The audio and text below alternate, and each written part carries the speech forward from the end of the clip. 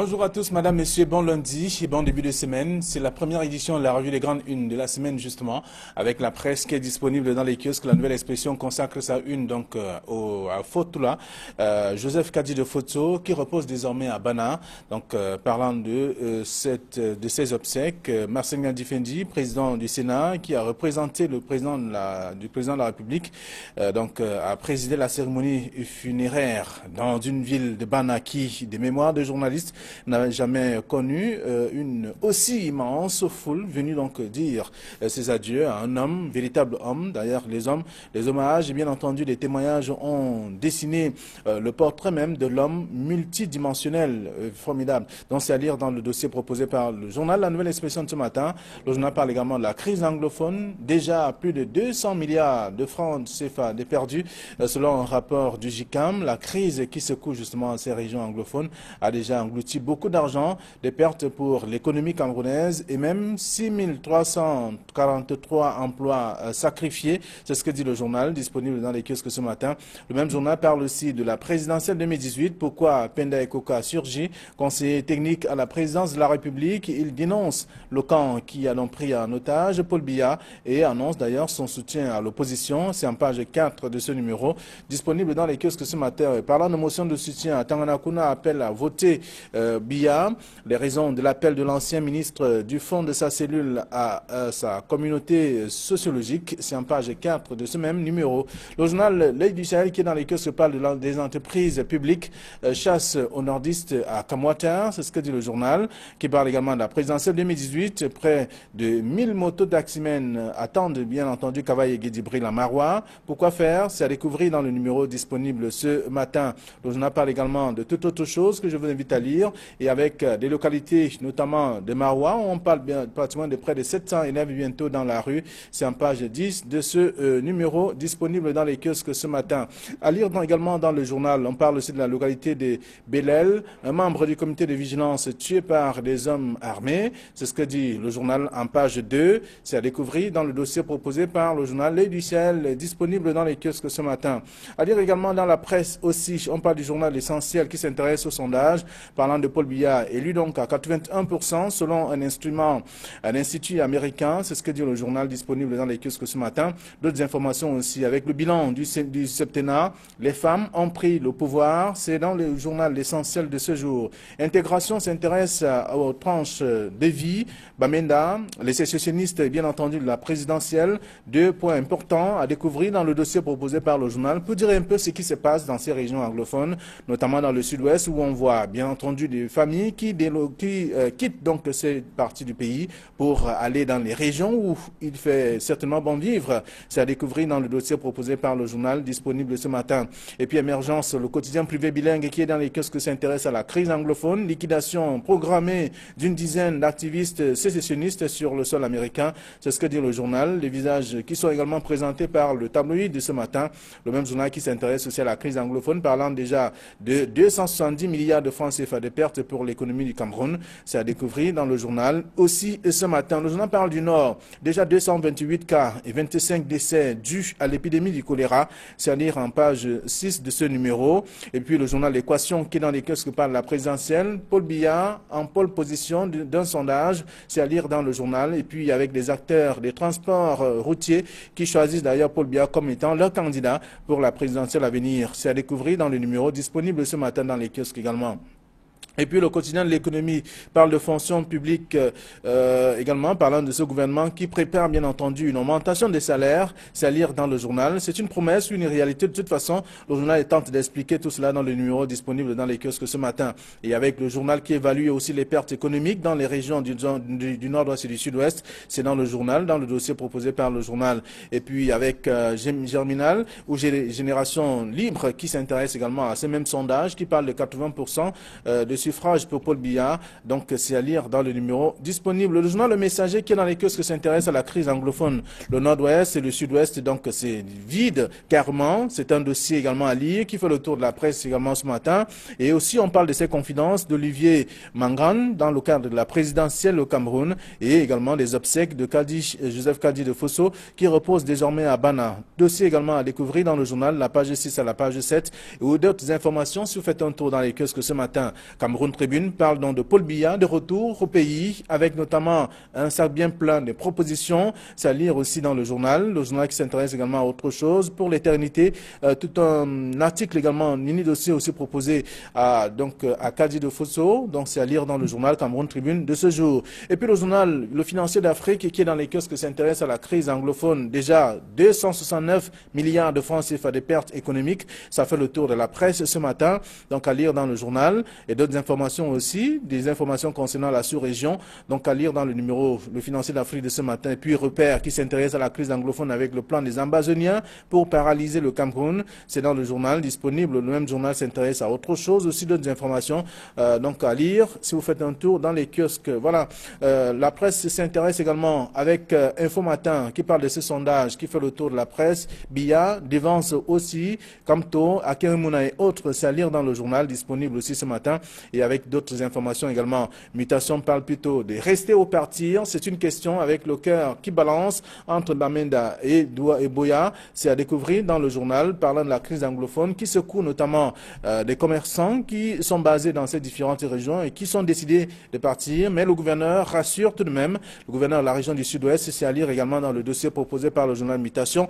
Mutation qui s'intéresse aussi au GICAM, qui dresse le bilan, qui fait la lecture, notamment la facture de la crise anglophone. C'est à lire dans le journal disponible ce matin. Puis le journal La Météo parle dans les chantiers routiers, le pari gagné du septennat, des grandes réalisations. Voilà ce que la presse nous propose ce matin, celle que nous avons reçue à notre rédaction. Bonjour Thierry Nyopé. Bonjour Flavien Dongo, bonjour Bernard Batana, je vais également bonjour aux téléspectateurs de la revue des Grandes Unes. Je pense particulièrement à Salomon Tchobni. Certainement vous connaissez, c'est le fils de la regrettée Madame Françoise Foni qui fait des messes des pieds ces derniers jours pour que la mémoire de sa maman soit pérennisée. Oui, on sait c'est la période de campagne, on sait généralement que c'était ces moments forts. Pour marquer sa présence dans ces différents, je voudrais dire, les quartiers généraux de ce parti politique, le RDPC. Bonjour, Bernard. Bonjour Flavien Dongo, bonjour Thierry Nyopé. I will say good morning to all English speaking. Alors, je dis aussi bonjour à tous les chefs traditionnels, notamment à ceux du Sud, qui ont fait une sortie dans laquelle ils ont déjà donné leur candidat pour dire que les chefs traditionnels sont partis de leur rôle premier de gardien de la tradition pour jouer l'activisme politique. Et il faudra peut-être interroger la problématique du chef traditionnel à l'heure du renouveau. C'est une bouteille lancée à la mer. Très bien. Merci d'être là également ce matin, comme d'autres invités aussi, je dois dire Thierry Nyopé, et ceux qui vont se succéder sur ce plateau tout au long de la semaine. Alors, un mot pour la une de la nouvelle expression, pour l'éternité, Fouatoula, Joseph Kadi de Fosso, repose désormais à Bana. Oui, repos mérité. 95 ans, c'est quand même beaucoup. On ne peut pas demander à Dieu plus que cela. Il a suffisamment apporté du sien dans l'édification de notre pays. C'est un capitaine d'industrie, on ne le dira jamais assez.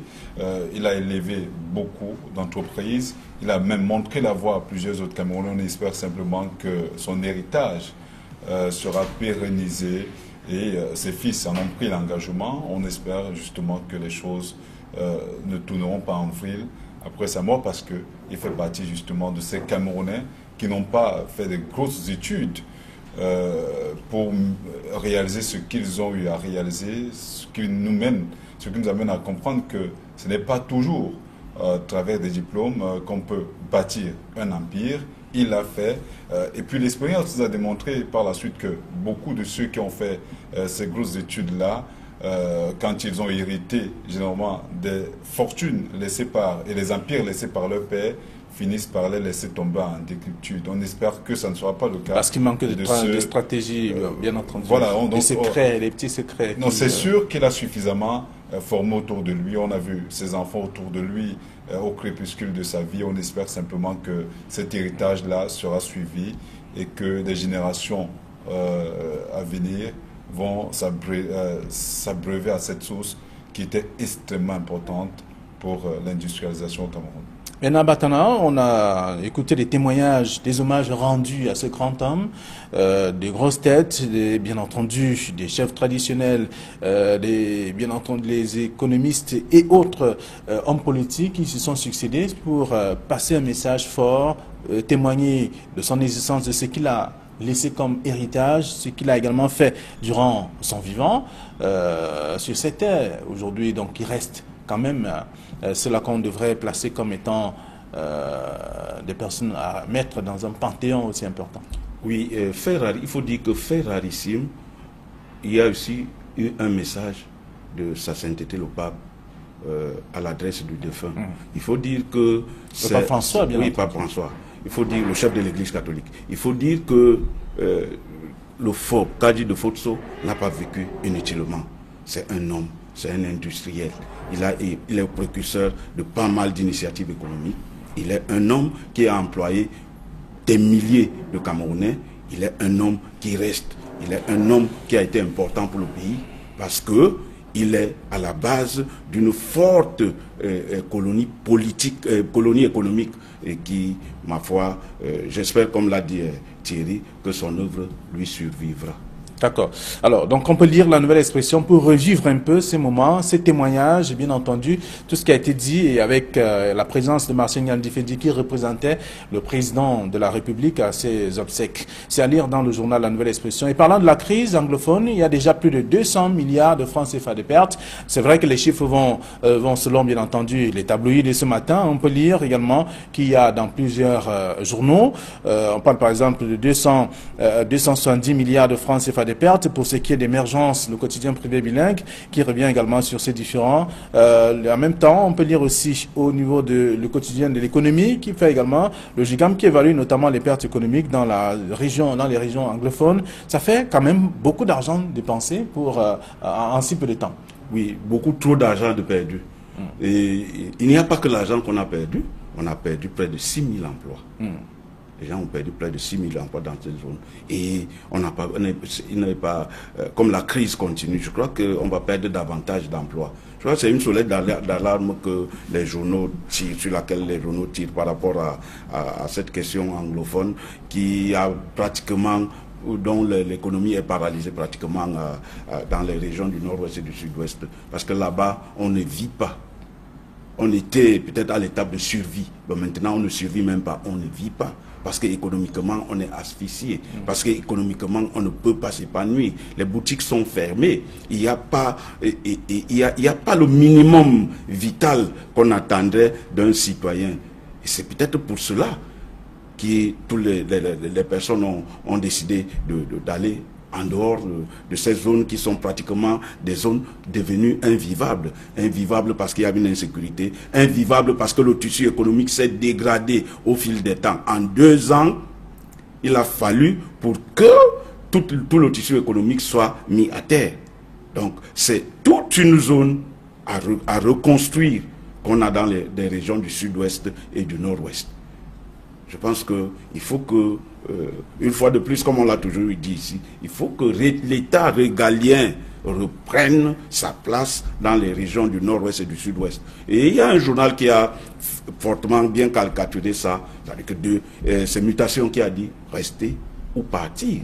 Rester parce que à Bamenda, on peut vivre du fait de la présence des sécessionnistes. Est-ce que à Bamenda et partant dans le nord-ouest et le sud-ouest, on peut vivre du fait de la présence des sécessionnistes? Est-ce que dans le nord-ouest et le sud-ouest, on peut organiser des élections fiables du fait de la présence des psychoses des sécessionnistes?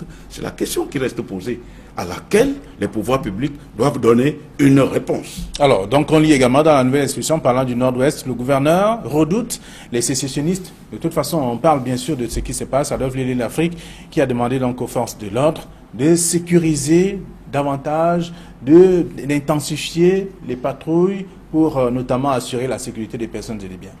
Oui, mais quand vous regardez ce qui s'est passé du côté de Hakoum, où les gens opèrent pendant des heures sans être dérangés, où ils réussissent même à détourner des engins lourds, creusent des tranchées, détruisent des engins roulants, du matériel extrêmement important pour le déplacement des personnes dans cette localité-là. C'est une agence de voyage qui a perdu. C'était d'ailleurs la seule qui avait encore eu le courage de desservir cette partie du pays. Alors c'était une volonté assez claire pour ces gens de séparer le nord-ouest des autres parties du pays, notamment l'ouest, qui est la région la plus proche de cette partie du pays. Il est normal, et le gouverneur d'ailleurs de la région du nord-ouest, Adolphe Lélé Lafrique, avait demandé qu'il y ait un couvre-feu, et ce couvre-feu a d'ailleurs été instauré. Les populations ne se meuvent plus comme elles devraient à partir d'une certaine heure, et c'était d'ailleurs normal. Même les voyages de nuit ont été plus ou moins proscrits. Maintenant, on demande davantage aux gens d'aider le gouvernement de la République à dénoncer toutes ces personnes qui sont plus ou moins soupçonnées d'agir ou d'interagir avec les sécessionnistes. Mais cela ne suffit pas. L'appel du gouverneur de la région du sud-ouest et du nord-ouest tombe à pic parce que quand vous regardez l'ambiance, vous avez d'ailleurs vu les reportages sur Equinox Télévision, quand vous regardez l'ambiance dans ces deux parties du pays, il ne fait pas bon vivre et les gens se déplacent au quotidien. Beaucoup reviennent maintenant vers le sud du pays, ce qui démontre effectivement, parce qu'il y a une certaine opinion qui avait laissé croire qu'il y a un conflit entre les francophones et les anglophones. Le fait maintenant pour des gens de se déplacer des partis anglophones pour les partis francophones sans qu'il y ait véritablement problème démontre que ce n'est pas un problème de vivre ensemble. Il s'agit des intérêts politiques qui devraient se régler au sommet de l'État, parce que aujourd'hui les francophones et les anglophones se côtoient allègrement et vivent sans aucun problème. Quand vous allez en Banga, vous retrouverez beaucoup d'anglophones de ce côté qui ont fui le sud-ouest. Quand vous allez dans d'autres parties du pays, ici par exemple à Douala et notamment à Loum, vous l'avez souligné tout à l'heure, ils y vivent sans aucun problème. Donc ce n'est pas un problème de vivre ensemble. Mais c'est un problème de revendication politique, parce que on ne le dira jamais assez, ces revendications corporatistes n'étaient que le cheval de Troie, mais les vraies revendications étaient politiques qui tournaient autour de la sécession. Maintenant, c'est clairement établi, mais est-ce que, Bernard Batten l'a souligné tout à l'heure, est-ce que cela suffirait?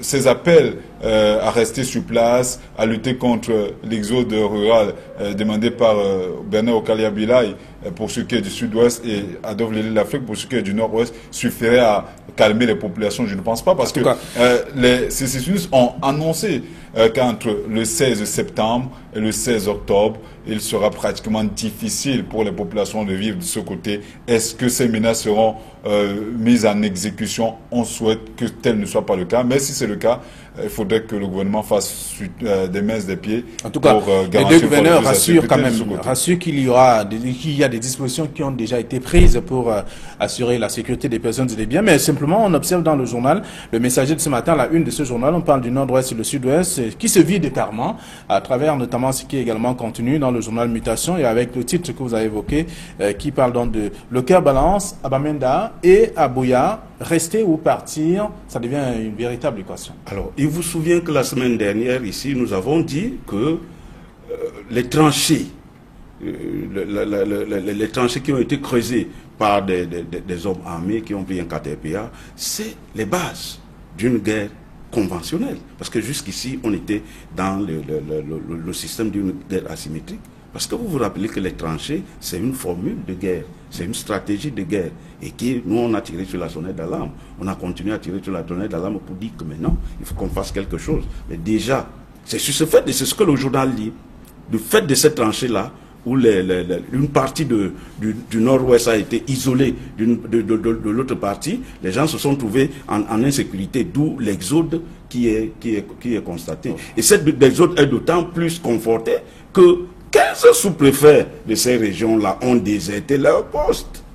Cela veut dire qu'il y a une désétatisation des régions du sud-ouest et du nord-ouest, il ne faut pas se le cacher. Parce que quand le sous-préfet n'est pas en poste, vous voulez que les populations fassent quoi? C'est la seule caution de ce qu'il y a un État qui vit là. Il y a un État qui existe là-bas. Quand on se rend compte qu'il n'y a pas un sous-préfet, du coup on part. Mais c'est clair. Donc il faut que, comme l'a dit le ministre de l'administration territoriale sur l'injonction du secrétaire général de la présidence de la République, il faut que les sous-préfets regagnent pour donner un peu de confiance aux populations. Parce que quand on n'a pas un sous-préfet, ça veut dire qu'on n'a pas de tête. Il n'y a pas l'État. Il n'y a pas l'État, et donc il faut partir de là. Ça, c'est d'un. L'autre dernier et d'autres choses, nous, on joue dans notre rôle de sonneur de cloche, de lanceur d'alerte. On dit que le problème est en train de migrer vers la stigmatisation des anglophones par les francophones et la stigmatisation des francophones par les anglophones. Thierry disait tout à l'heure que ce n'est pas un problème de vivre ensemble. Il n'y a rien de tout ça. De toute façon. Il y a des signaux sur le terrain. Il y a des signaux sur qu'il faut aller sur le terrain pour comprendre ce qu'on dit, ce que les populations disent. Non, les anglophones, ils dérangent. Ils sont même combien? Non, les francophones, c'est eux qui nous dérangent. Je pense qu'il faut que chacun... Et il y a même cette stigmatisation qu'on retrouve dans les réseaux sociaux. Il faut que chacun soit responsable de ce qu'il fait. Parce que le problème du Cameroun, ce n'est pas un problème d'anglophones ni de francophones. C'est un problème de gouvernance. Il faut que les gens comprennent cela. Il faut que les gens comprennent cela pour que la situation ne dégénère pas. Pour qu'on n'arrive pas à un niveau où rien ne sera plus maîtrisé. D'accord. Alors, crise anglophone, le nord-ouest et le sud-ouest, c'est vide d'ailleurs, c'est ce que dit le journal Le Messager de ce matin. Et en même temps, mutation qui pose donc une question aussi importante. Partir ou rester, ou tout au moins, ça devient une question avec le cœur qui balance, donc à Bamenda et à Boya. Et c'est donc une de la nouvelle expression. On a vu que les gouverneurs qui rassurent quand même les populations, rester, il n'y a plus de problème parce que les mesures ont été prises pour assurer la sécurité des personnes et des biens dans cette différentes régions du Cameroun. Alors, sur les chiffres, on a évoqué avec le financier d'Afrique qui parle déjà de 269 milliards de francs CFA de pertes économiques pour le Cameroun. Ça fait quand même beaucoup d'argent aussi. Donc, oui, on l'a souligné. Près de 270 milliards de francs CFA de pertes en 2 ans, plus de 6340 emplois perdus sont les estimations, en fait, sont les chiffres du GICAM. Quand on regarde justement la dose, elle est assez salée. Il faudrait que les mesures coercitives soient rapidement prises parce que, en même temps, quand vous regardez une ville comme Buea, où il y a pratiquement 3 jours sur 7, mettons même 3 jours sur 5 jours véritablement ouvrables, où les marchés n'ouvrent pas, où les populations ne vaquent pas clairement ou sainement à leurs occupations. Il est clair que dans une ville comme celle-là, l'économie ne peut que tourner en vrille. Maintenant, il faudrait, qu'est-ce qui est fait pour que cela soit résolu? On a écouté le maire Patrick Ekema tirer la sonnette d'alarme. Il est même allé jusqu'à menacer les commerçants qui n'ouvraient pas leurs boutiques, mais la situation sur le terrain n'a pas changé, ce qui veut dire que tant que les populations ne sont pas en sécurité dans leur cœur et également dans leur tête, les choses ne bougeront pas. Il faudrait qu'on traverse le cap des discours pour que cette paix soit véritablement implémentée sur le terrain, parce que sinon on va continuer à dépenser de l'argent. Là, le GICAM n'a fait que révéler des chiffres pour ce qui est de l'économie locale. Mais ce qu'on ne dit pas assez, c'est que le gouvernement, selon le journal Le Quotidien de l'économie, perd près de 6 milliards de francs CFA tous les mois. C'est énorme. D'autres estiment que c'est près de 10 milliards de francs CFA. Mais comme on n'a pas de chiffres... Les chiffres varient selon les tabloïds, en tout cas, ce matin. Effectivement, comme on n'a pas de chiffres exacts, il est clair que la dose est assez salée. Le gouvernement perd de l'argent parce que ce sont des troupes militaires, sécuritaires qu'on a engagées sur le terrain. Il faut de temps à autre les nourrir, les accompagner au quotidien. Il faut accompagner les populations, les déplacer. Et en même temps, je vous rappelle que le gouvernement de la République a lancé tout récemment l'aide humanitaire. À quel niveau cela se situe? Est-ce que cet argent a été utilisé à bon escient? Le ministre de l'administration territoriale pour la Tanganyika, qui était chargé justement de gérer cet argent-là, en fait, qui est chargé de gérer cet argent-là, n'a pas suffisamment rendu compte. Jusqu'ici, est-ce que cela a été véritablement fait? On a vu quelques matelas, quelques sacs de riz, quelques denrées alimentaires qui ont été distribués aux populations déplacées, mais il faudrait qu'on aille au-delà et qu'on rende également compte aux Camerounais de ce que leur agent a effectivement servi ou sert au quotidien. Très bien, vous avez évoqué ce cas. Il a été, en tout cas dans le septentrion, il a fait le tour des 3 régions. On a vu des salles de classe qui ont été construites, on a vu également des formations sanitaires. Il a dit qu'il y aurait en tout cas les mêmes travaux qui se dérouleraient du côté du nord-ouest. Et parce qu'on a vu également que là-bas aussi on a détruit les biens de l'État, le bilan ce qui n'est chiffré donc est pas important. déjà facile. Le bilan chiffré, vous savez comment on fait jusqu'ici, au Cameroun. On attend bien entendu ce bilan, de toute façon, ce sera fait. Oui. Donc, parlant de ce que le GICAM a produit comme rapport, la filière cacao ici perd 56 milliards de francs CFA, l'agroalimentaire 4,9 milliards de francs CFA et les télécommunications 1 milliard par mois, selon notamment le journal. Alors, je crois que le GICAM a fait un travail appréciable, un travail économique appréciable, parce qu'à l'évidence, le marasme économique observé dans les régions du sud-ouest et du nord-ouest va se répercuter sur la vie économique même du Cameroun en général, en raison des échanges de produits et autres. Non, et non seulement sur ça, sur le budget, et par conséquent, l'émergence qui est programmée en 2035 devrait être reportée à une date ultérieure. 2040. Voilà. C'est de cela qu'il est question. Parce que les produits s'échangeant contre les produits, l'économie se donne la main. L'activité économique se donne la main. Quand il y a une partie de l'économie qui est un facteur limitant, elle répercute sa limitation aux autres parties de l'économie. Donc il ne faut pas, le fait de l'exode par exemple, aujourd'hui les ménagères disent qu'au marché, les produits de base ont augmenté du fait de l'arrivée de nouveaux agents économiques, du fait de l'arrivée de nouvelles personnes qui vont au marché et qui achètent. Donc maintenant, la demande sur le marché est plus grande que l'offre. Évidemment, le prix doit augmenter. Très bien. Et c'est ça là qu'on vit. Très bien. Alors, on va dire un mot sur ce qui se passe également dans la presse ce matin. Plusieurs tabloïds sont revenus sur le sujet, parlant de ce sondage du chef de l'État, qui présente le chef de l'État comme étant, par exemple, Info Matin, qui parle du sondage d'opinion. Biya dévance aussi, Kamto, Akerimuna. Il y a également d'autres tabloïds qui s'intéressent à cette même actualité. On voit bien que le journal Le Messager qui parle également de ce cas. Il y a Mutation aussi, bien entendu. Plusieurs tabloïds sont revenus sur ce sondage. L'équation qui parle de Paul Biya en pole position d'un sondage. Et c'est une structure américaine qui rend compte. Oui, je constate que le résultat de l'élection présidentielle du 7 octobre est connu. Avant même les élections, avant que les électeurs nagent sur les urnes. Bon, ça, non, pour devenir il ne faut pas oublier que ce n'est qu'un sondage. Oui, pour devenir plus sérieux, il s'agit d'un sondage d'un cabinet qui existe depuis 2008, Innovation Solution, qui existe depuis 2008 à Houston, dans le Texas, aux États-Unis, qui est géré par un Camerounais, dont les sondeurs sont allés dans les 10 provinces, ils y ont passé 60 jours, comme ils le disent, et qui ont pris un certain nombre d'informations. Mais malheureusement, on ne les a pas trop vus sur le terrain. On ne voit que les résultats du sondage. Mais en tout état de cause, il y a eu, comme ils le disent, un sondage. Mais le sondage, ici, a sa particularité que on fonctionne non pas sur les certitudes, mais sur des probabilités. En fait, ce sondage donne l'ossature politique du Cameroun, c'est-à-dire que l'implantation spatiale des partis politiques qui ont investi leurs candidats. Il ne s'agit pas de dire que tel a voté.